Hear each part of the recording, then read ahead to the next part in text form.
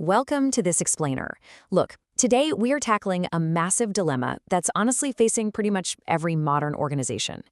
Right now, systems engineers, project managers, decision makers, you name it, we are all absolutely drowning in a sea of sophisticated tools and software.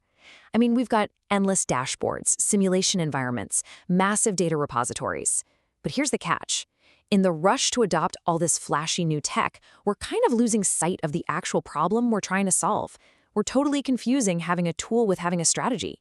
And today, well, we're going to fix that. Okay, let's just dive right into this because this question hits the absolute core of the fool with a tool fallacy. It is incredibly tempting to think that just cutting a check for an expensive $1 million software package is going to magically solve your organizational chaos. But honestly, time and again, the research shows us that the true power of systems thinking usually comes from something as basic as a hand-drawn map on a whiteboard. Seriously. A simple sketch that reveals hidden relationships and actually gets people talking, that is fundamentally way more valuable than a massive convoluted digital model that literally nobody understands. And this brings us to a vital warning from our source material. Acquiring a tool does not create systems thinking. Let that sink in for a second. You could have a detailed digital model that looks absolutely incredible. We're talking stunning visuals, complex, auto-generated reports, the whole shebang. But if it rests on an inadequate problem frame, it's useless. It might completely leave out key stakeholder perspectives or just lean on totally untested assumptions. Just remember, visual richness on a screen is absolutely not the same thing as true explanatory power. So here's our roadmap for today's explainer. First, it starts with a question. Then, methods, models, and tools. Third, navigating the systems landscape. After that, time, safety, and futures. Fifth, the responsibility of simplification. And finally, judgment over tools. Let's get to it. All right, kicking things off with Section 1, it starts with a question. Think of this as the compass for complex problems. You see, that foundational compass is really just about asking the right question. Systems thinking doesn't actually start with a neat little solution. It starts by asking, what are we actually trying to understand, decide, design, change, or learn? It seems basic, right? But this single core question completely dictates the boundaries of our project. It defines the context we need to look at and the ultimate purpose of the whole inquiry. Let's be real. If you get the question wrong right out of the gate, there is literally no software on earth that's going to give you the right answer. Moving right along to Section 2, methods, models, and tools. Or as I like to think of it, knowing your gear. Okay, so people constantly mix up their terminology in this space, which honestly leads to a lot of headaches. So let's clear it up right now. First up, we have a method. A method is basically your organized way of conducting an inquiry or analysis. It's the structured process, or even the underlying philosophy, that you use when you're staring down a really messy situation. Think of frameworks like soft systems methodology or group model building. Essentially, the method is the how of your entire approach. Next up is a model. So a model is a purposeful representation of selected aspects of a system.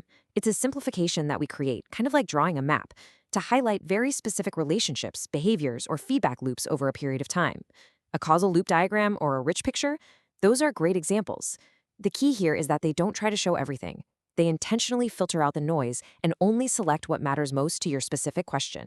And finally, that brings us to the tool. A tool is, well, just the instrument you use to create, manipulate, or store your information in models. And honestly, whether that tool is a cheap dry erase marker, a crumpled stack of sticky notes, or some massive multi-tiered collaborative software platform, at the end of the day, it is just an instrument. It absolutely must remain subordinate to your judgment and your method, never the other way around. Which leads us nicely into Section 3, navigating the systems landscape. This is where we really start exploring the terrains. Now, what's really interesting about this next part is when you look at this question-led map of systems thinking, notice what it doesn't do. It doesn't categorize approaches based on which shiny software brand you just bought. Not at all. Instead, it organizes everything by the fundamental question those approaches answer and the actual purpose they serve. It's a real game changer for figuring out what you actually need. So, to use this map effectively, you kind of have to read it from the inside out. Step 1, you start right there at the center with your core question. Like, what are you fundamentally trying to achieve? Step 2, you move outward to consider your real-world constraints.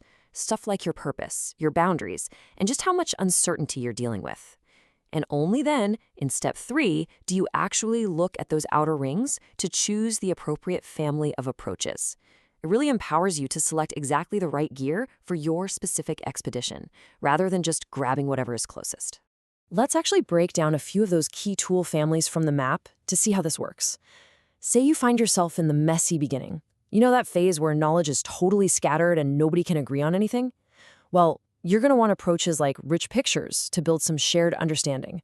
Now, if you need to map out the moving parts, a dependency matrix is absolutely perfect for revealing structural bottlenecks. But keep in mind, and this is crucial, a dependency matrix won't show you feedback loops. For the dynamic engine of a system, where you really need to explore delays and behaviors over time, you're going to need causal loop diagrams. It's like any job, right? You absolutely have to match the tool to the terrain. All right, moving into section 4, time, safety, and futures. Let's take a walk down the unknown road. Let's look at how all of this applies when the stakes are incredibly high. In safety-critical areas, your traditional component failure models, they just aren't enough anymore. Systemic approaches like SDPA or ASIMAP are vital because they actively look for unsafe control actions across an entire organization. They literally help prevent catastrophes even when all the individual parts are technically working fine. For organizational health, the viable system model is fantastic for diagnosing how well you coordinate and adapt to your environment. And for making decisions when you're in the middle of sheer chaos, this Sinophen framework is your best friend. It helps you make sense of the madness through safe-to-fail probes. And when we start looking to the future, we use tools like the 3 Horizons framework. But listen, it is so vital to understand that these are not just your standard short, medium, and long-term business plans. That's a huge misconception. Horizon 1 is the dominant system right now, but it's slowly losing its fitness. Horizon 3 represents those emerging, totally transformative future possibilities. And Horizon 2, that is the messy, highly contested transition space where all the disruptive innovations happen. These are actually coexisting patterns of transformation that you have to navigate all at the exact same time. Now for section 5, the responsibility of simplification. This is where we discuss the inherent danger of the map. So here is a crucial truth we all need to accept. All models simplify, period. Whenever you create a diagram, a matrix, or run a simulation, you're actively selecting certain features of a system, and you are deliberately leaving others out in the cold. Now, don't get me wrong, this simplification is completely necessary if we want to understand anything at all. But it creates a massive responsibility. You have to own those exclusions. You have to be aware of what you left off the page. In fact, here is a quick checklist of common traps that you absolutely must avoid. Number 1, never ever select your method before you actually understand the question. 2, please stop applying that one familiar tool you know to every single problem you face. 3, do not confuse producing a really pretty complex diagram with actually understanding the system. 4, never interpret a simulation output as an absolute prediction of the future. Remember, it's really just a disciplined hypothesis. And finally, never stop the modeling process just because a decision was made. Interventions actively change the system, so you've got to keep learning and adapting. Finally, we arrive at section 6, judgment over tools. The ultimate instrument in your toolkit? Ultimately, the big goal here is something called methodological pluralism. Now, I know that sounds like a mouthful, but it simply means this. It isn't about finding the one perfect, magical tool that beats all the others. It's about your disciplined ability as a human being to select, combine, adapt, and even critique various approaches based on what the situation actually demands. It's knowing when to use a philosophical boundary critique right alongside a highly technical dependency matrix just to get the full, unvarnished picture. So I want to leave you with this final, genuinely provocative question directly from our source material. Instead of constantly asking, which fancy software should I buy?